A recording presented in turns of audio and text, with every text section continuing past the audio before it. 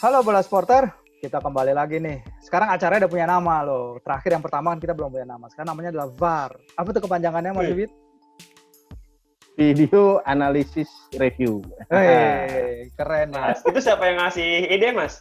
Mas Bibit lah. Itu biasa. Virgi lah. Mas Bibit lah. Nah, seperti biasa kalau VAR itu nggak cuma saya sama Mas Bibit Bola Sporter. Ada juga tamu-tamu spesial yang kita hadirkan. Nah, kali ini tamu spesial yang kita hadirkan adalah Mas Hari Prasetya. Dia itu adalah redaktur nasional di bolasport.com. Jadi kalau yang pada senang baca naskahnya Muhammad Hari Prasetya, Bola Sporter, inilah penampakannya Mas Hari. Ngakak dia.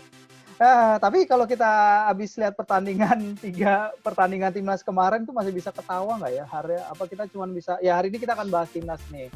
U19 3 pertandingan pertama di bawah Sintayong, ya mungkin orang selalu bilang ini ya proses Hari ya, lawan Benar-benar 3 lawan Kroasia 1-7, lawan Arab Saudi tadinya 0-3, syukur-syukur tapi akhirnya kita bisa mengejar 3-3 Hari. Iya. Menurut Hari gimana sih Har 3 pertandingan pertama ini di bawah STY? Jujur gue waktu lawan Bulgaria babak pertama gue nggak nonton, gue lagi ada urusan. Terus pas babak kedua gue udah mulai nonton. Di situ gue lihat kita kurang konsentrasi di 7 menit. Kita kejebolan 3 gol dalam waktu 7 menit loh Mas. Artinya nih pemain mentalnya udah down ketika gol pertama, gol kedua down, membuat para pemain itu keseakan kurang komunikasi antar lini belakang. Saya lihat sih lini belakang kita pas lawan Bulgaria itu cukup panik, serangan dari para pemain Bulgaria juga cukup cepat. Lalu pas lawan Kroasia ya gue sih udah nothing tulus ya Mas ya, ngeliat Kroasia ya bisa ngalahin Bulgaria, bisa ngalahin Arab Saudi. Wah, gila lawan Kroasia. Jadi emang udah nothing tulus, tapi bagus Kroasia ya. Ya, dan gue udah nothing tulus, gue pikir, wah, udah pasti kalah ya. Tapi gue nonton, lama-lama bosen juga.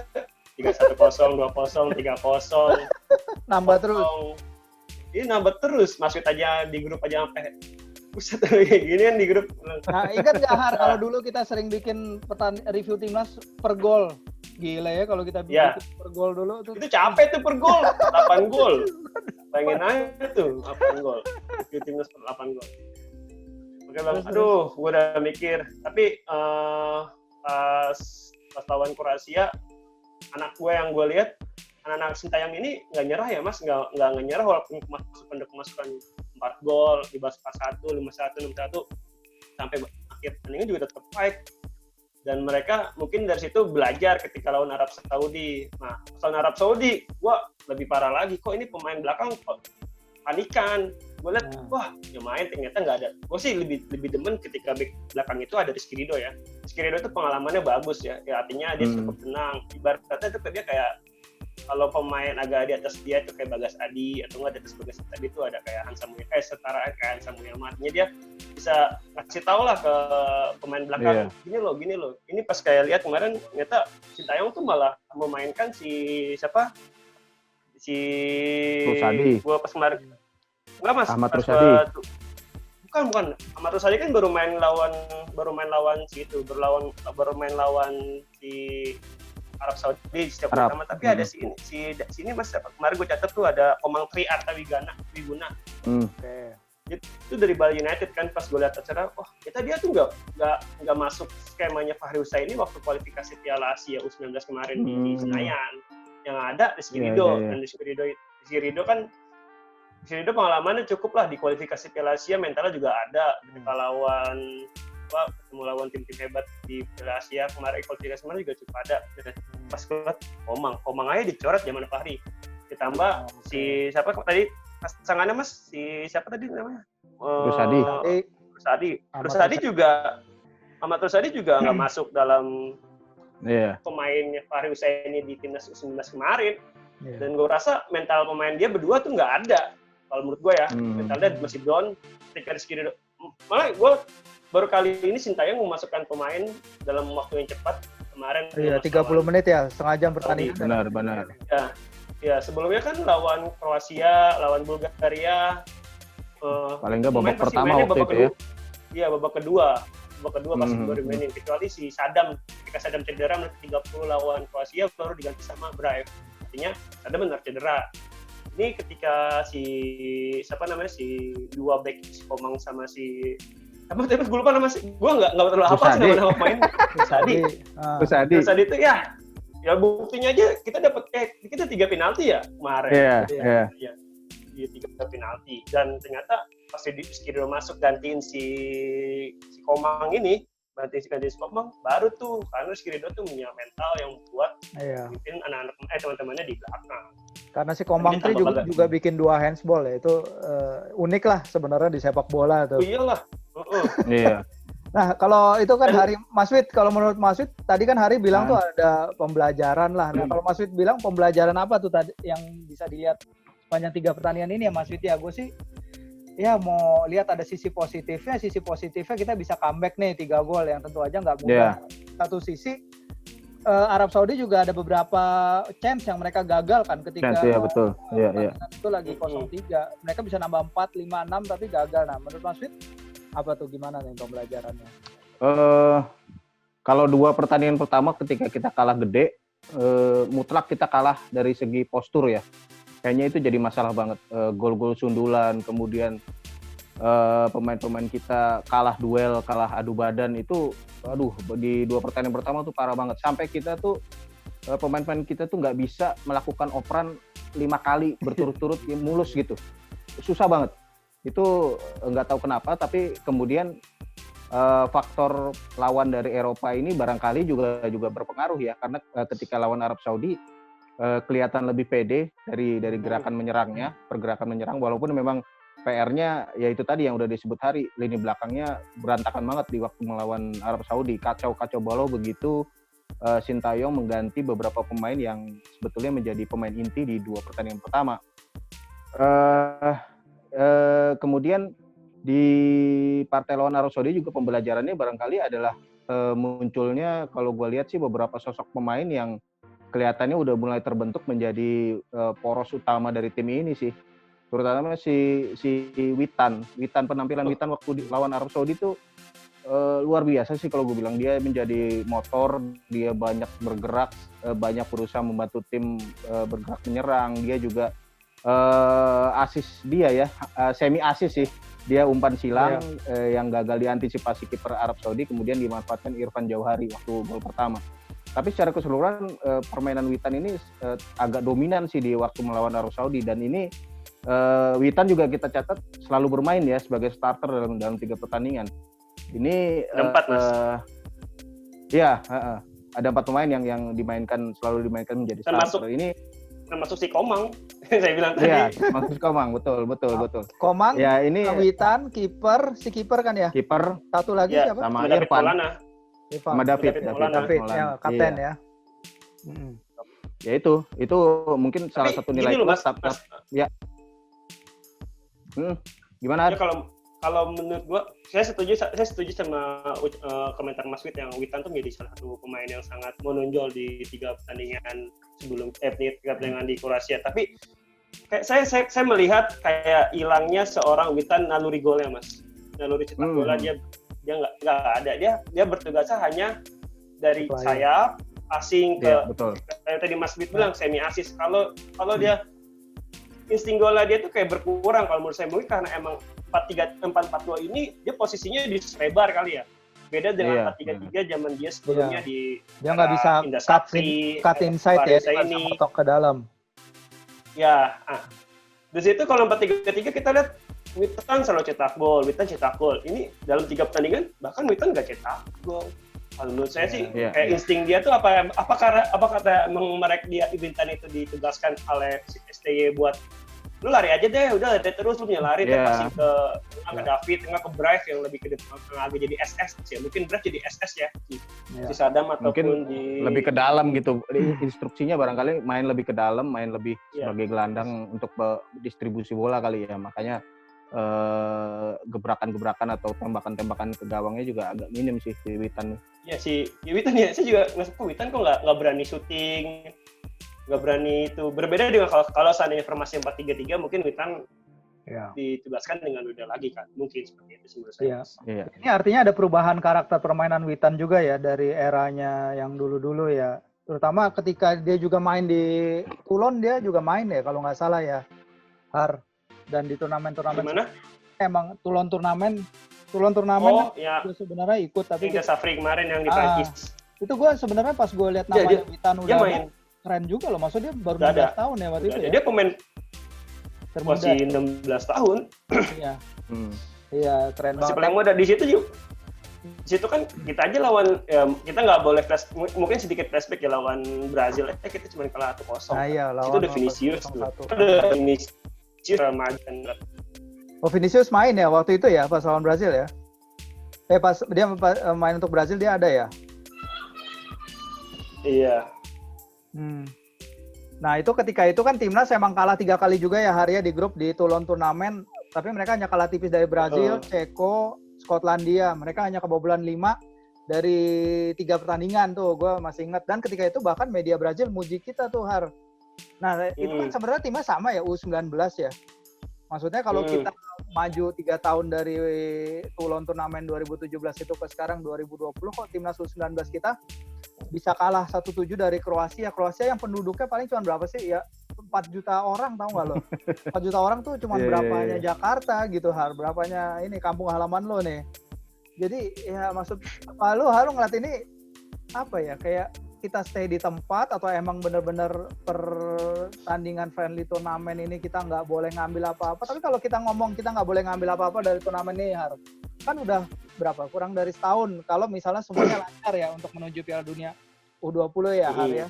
Tapi kan kita nggak nyari gol, kita nggak nyari kemenangan. Tapi kan kita nyari perkembangan tim ini ya, moments in play, pergerakan pemain, pengertian satu sama lain, organisasi pertahanan. Itu kan yang dibutuhkan suatu tim untuk berkompetisi di level paling atas kan.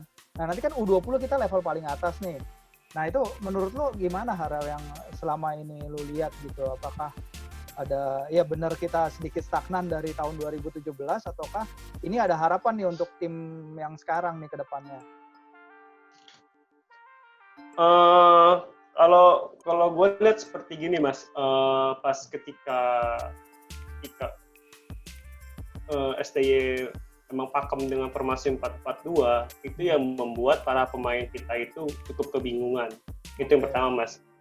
Yang pertama, kita dalam 3 tahun terakhir ataupun 4 tahun terakhir, itu kita nggak pernah memakai formasi 4-4-2, kecuali Alfred Riedel 2016. Kita bahkan ke final dari situ. Nah, dari situ, STY memakai 4-4-2 dengan memasakkan Brevatari yang seharusnya jadi gelandang, jadi penyerang. Itu hal yang membuat menurut gua nggak bisa lah. Lagi pula para pemain itu juga terbiasa bermain formasi 4-3-3, baik itu di klub di Liga 1 aja, di klub Liga 1 yang memakai 4-4-2 ya itu bisa dibilang nggak ada. Ada mungkin 4-2-1, 4-2-3-1 mungkin ada, tapi kalau 4-4-2 tuh nggak ada. Itu yang pertama, masalah. Kemarin gue sempat nanya sama media officer PSSI gue Bandung, Dinas, gue bilang sempat ngobrol ya sama Bandung yang lagi di sana ya, ikutin tim ya? Iya, lagi di sana yang di kelas saya bilang, kok STY bisa menggunakan 4-4-2? Dia bilang ya itu formasi dia waktu di Piala Dunia 2018. Gua nggak tahu Mas Wirji kemarin ke Rusia nonton Korea Selatan atau enggak. Gua sih cuma nonton Korea Selatan lawan Jerman doang yang Korea Selatan menang 2-0 lawan Jerman ya. Betul. Ya dari situ gua ngeliat 4-4-2 nggak bisa, Mas, pemain kita tuh diubah 4-4-2 dari 4-3-3 biasa ke 4-4-2. Gue sempat sedikit pengalaman gue liputan ya, pas Persija main era Paulo Camargo 2016 ISC, itu Persija itu selalu pakai formasi 4-3-3. Ketika Pak Camargo datang, Persija memakai formasi 3-5-2. Itu Persija berantakan, hancur. Gue tanya sama Beck, bisa nggak sih lu main formasi 3-5-2? Bisa, Bang. Bisa. Kalau formasi 3-5-2 itu membutuhkan waktu untuk memahami. Ya, mungkin pemain-pemain kita yang terbiasa main 4-3-3 jadi 4-4-2 itu menjadi kesulitan.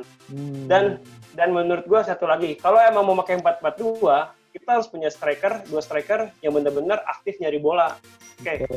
Brave merupakan gua lihat Brave merupakan penyerang yang cukup aktif buat nyari bola, timbang Sadam ataupun Irfan Jauhari yang diplot sebagai di depan.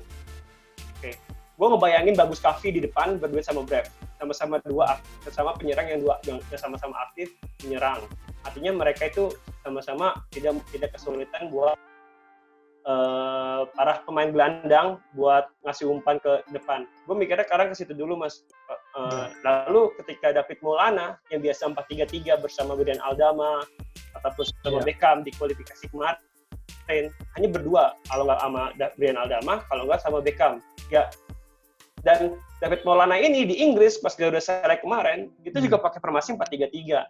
Mungkin pemahaman dia itu mainnya 4-3-3 ya. Satu lagi nih informasi nih Bola Supporter hari itu mengikuti sempat berangkat bersama tim Garuda Select ya. Hari nonton langsung pertandingan Select di sana, dan tim U19 ini kan ada beberapa pemain jebolan Garuda Select 1 dan 2 yang ikut ke sana juga. Jadi Hari pasti ada pandangan lebih lah soal ini. Lanjut Har. Jadi di sana itu timnas Garuda Select main 4-3-3. 4-3-3, padahal di situ gue catat ya Mas, menurut gue ya, gue kemarin catat tuh seenggaknya ada 11 pemain Garuda Select yang ada di yang saat ini dibawa STY ke Kroasia.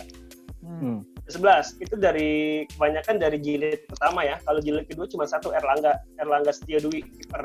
Itu karena mungkin kalau menurut gue Erlangga itu datang dipanggil STY karena dua kiper kita cedera, Hernando Ari sama Rizky Sudirman cedera. Mungkin kalau Rizky Sudirman sama Hernando Ari nggak cedera, kita bawa 3 kiper sama si Adi Satrio. Nah, dari 11 pemain ini lebih senang main posisi 4-3-3 ketimbang 4-4-2. Itu menurut gua pas ada Bagas Kaffa, ada Komang Tri, bukan Komang atau lagi ya, ini Komang Tri yang kemarin jadi gelandang tengah sama si David Maulana pas lawan Bulgaria pertama dia main. Terus ada Supriyadi, David Maulana, Brian, Komang Teguh,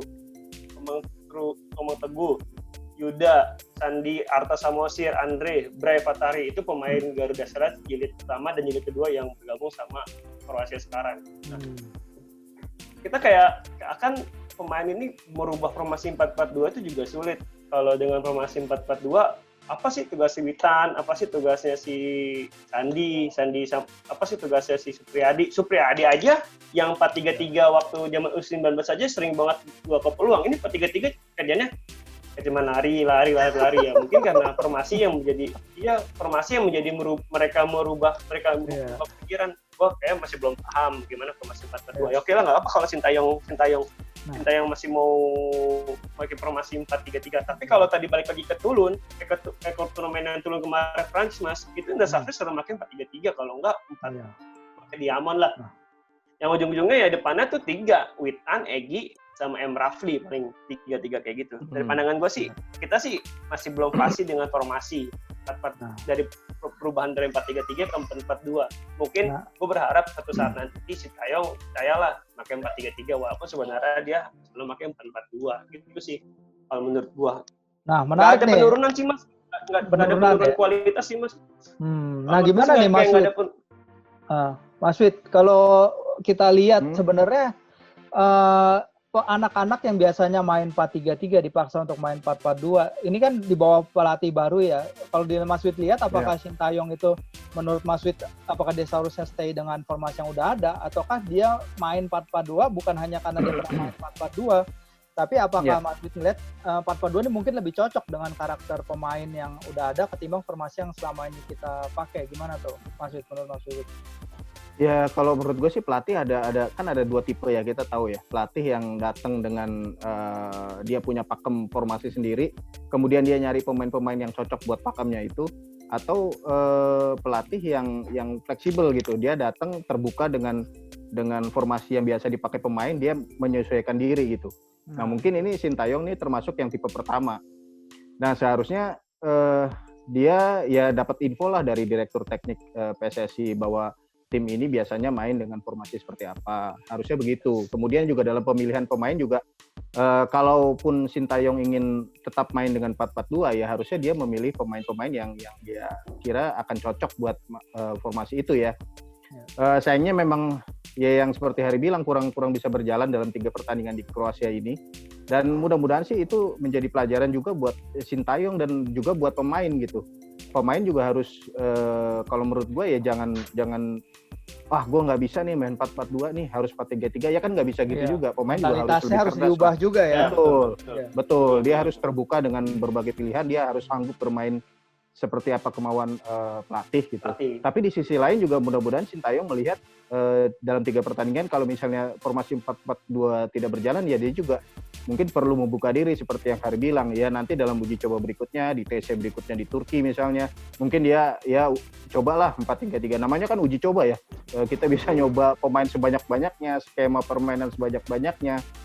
Kita bisa coba, karena bahkan Sintayong juga sendiri juga bilang bahwa hasil bukan yang utama dalam TC kali ini. Mudah-mudahan sih itu jadi pembelajaran lah buat pemain harus siap bermain dengan berbagai formasi yang mungkin akan dikembangkan Sintayong, tapi juga Sintayong juga mungkin perlu membuka diri, jangan keras kepala dengan formasi 4-4-2 gitu ya. Ya jangan batu juga ya, dia ngeliat betul, perkembangan pemain yang dia punya dan apa yang ada di depan mata dia. Ya udah, biar perbincangan ini nggak terlalu lama, mungkin Hari bisa jelasin singkat dikit agenda timnas U19 kita dan Sintayong ke depannya apa nih hari ini buat para pembaca Bola Supporter. Setelah ini kita akan lanjut TC latihan di Kroasia sampai minggu depan. Itu akan bertemu Qatar. Itu informasi dari Bandung kemarin pas kita Bola Sport video call sama Bandung. Lawan Qatar minggu depan, lawan Bosnia. Bosnia itu jadi setiap minggu tuh mereka bertanding, lawan Qatar. Setiap minggu dulu, tanding, oke. Ya, lawan Qatar dulu, lawan Bosnia dulu, baru terakhir lawan Dinamo Zagreb. Nah, kita nggak tahu apakah disiarin di live di TV atau enggak, belum ada informasi lebih lanjut. Tanggal juga belum tahu sama PSSI berapa. Tapi yang pasti setelah dari sini kemungkinan besar kan Piala Asia udah pasti batal ya Mas ya, udah pasti batal kan Piala Asia. Iya. Mereka itu kata Bandung informasinya kalau seandainya kemarin Piala Asia tetap lanjut, mereka itu di Kroasia sampai tanggal 4 Oktober. Tapi karena Piala Asia sudah nggak lanjut, udah ditunda, mereka di Kroasia sampai 30 September. Artinya tanggal 1 Oktober mereka udah berangkat antara ke Turki, Portugal, atau Spanyol. Tapi kemungkinan bisa mengarah ke Turki. Oh, jadi lanjut ya, mereka nggak balik dulu ke tanah air ya, lompat langsung ya. Iya. Betul. Iya. Gue kemarin sempat kepo juga Mas, Sintayong performnya bagus gak sih sama timnas Korea Selatan? Pengen tahu aja sih. Ternyata pas gue ternyata mereka Sintayong itu pas ajang resmi lebih menelan kekalahan daripada menang ya ternyata ya. Lebih banyak nelan kekalahan ya daripada kemenangan ya. Iya, pas dari 22 pertandingan sama Korea Selatan sejak didatangin pada awal pada sekitar tahun 2017-2018, 22 kali pertandingan, menang cuma 7, seri 6, sama kalah 8. Dan kemasukan itu 27 gol dan memasukkan 26 gol. Artinya ada, pas gue lihat prospeknya sih sama kalah, seri, menang, kalah. Nggak ada kestabilan di tim, tapi cetak gol tuh ada setiap pertandingan pas gue lihat. Oke. Jadi dia belum bisa rentetan kemenangan gitu, belum bisa ya dia di timnas Korea kemarin. Belum. Ya kan dia dia booming namanya karena bisa ngalahkan juara bertahan. Iya. Gitu. Ya, menarik sekali Hari masukannya, termasuk masukannya dari Garuda Select juga. Mas Wid, ada yang mau ditambahin lagi nggak nih soal timnas U19 ke depannya bersama STY? Ya, mudah-mudahan hasil-hasil terbaik lagi lah. Asik. Ya nggak apa-apa, partainya dramatis gitu, tapi yang seru lah kayak waktu lawan Arab Saudi gitu. Hasilnya juga seru lumayan tuh Mas, gitu. Mas, gue seneng Mas. Jangan lawan Seru Kroasia gitu. lah ya. Jangan lawan Kroasia gitu, kayaknya ngenes banget kita. Tapi kalau menurut Mas Wid, Ya. lawan Qatar gimana Mas? Qatar kayak setara sama Arab Saudi ya dari segi setara dari postur tubuh, dari kualitas permainan kayaknya setara sih. Ya harusnya pede lah kita setelah bisa menahan Arab Saudi, bahkan mungkin kalau gue bilang ya peluang menang ada di kedua tim lah kemarin tuh waktu Indonesia lawan Arab Saudi. Arab Saudi punya peluang, kita juga punya beberapa peluang yang harusnya bisa menjadi gol. Makanya Sintayong kayaknya waktu 3-3 kan juga ekspresinya biasa-biasa aja gitu ya. Lempeng aja karena kayaknya dia tahu harusnya tim ini menang nih, harusnya kalau melihat banyaknya peluang gitu. Kalau nggak dapat penalti 3 kali di babak pertama juga. Nah itu ya. Mudah-mudahan optimis lah menghadapi Qatar. Ya, tapi lawan Dinamo Zagreb, gue sih harap sih formasinya berubah 4-3-3 karena Dinamo Zagreb tuh paling yang main U19, U18 mereka. Ya kita pas Ya, ke Garuda Select, ketika mereka Garuda Select bermain sama tim-tim Inggris U19, U18, yang kita bisa menang. Itu ya bisa ngimbangin ya, 16 kompetitif ya. Betul. Apa? Ya bisa ngimbangin kalau di sekitar umuran segitu masih bisa ya. Dinamo Zagreb Bisa. tapi akademinya lumayan ya Mas Wiwit ya, yang Alen Halilovic. Lumayan. Oh, dari sana kan? Iya, Milan sekarang. banyak pemain Banyak jebolan ya. yang bagus-bagus. Modric juga kalau nggak salah Dinamo Zagreb deh. Salah satu Modric, inilah akademinya. penyumbang utama. Mm-mm. Marco Simic juga kali ya? Mungkin. Ya? Iya, Luka Modric akademinya Dinamo Zagreb. Jadi emang ini tim yang bisa melahirkan bintang-bintang gitu. Jadi Bagus. ya iya. ujian bagus ujian lah yang ya bagus untuk- lah. Wah, Mm-mm. jadi artikel gue tuh ntar Mas. Oh, Dalam iya. media artikel ini. Iya, Saya ini cari lu informasi gitu dah. dong. Iya, siapa aja jebolan akademi Dinamo Zagreb, banyak loh mereka.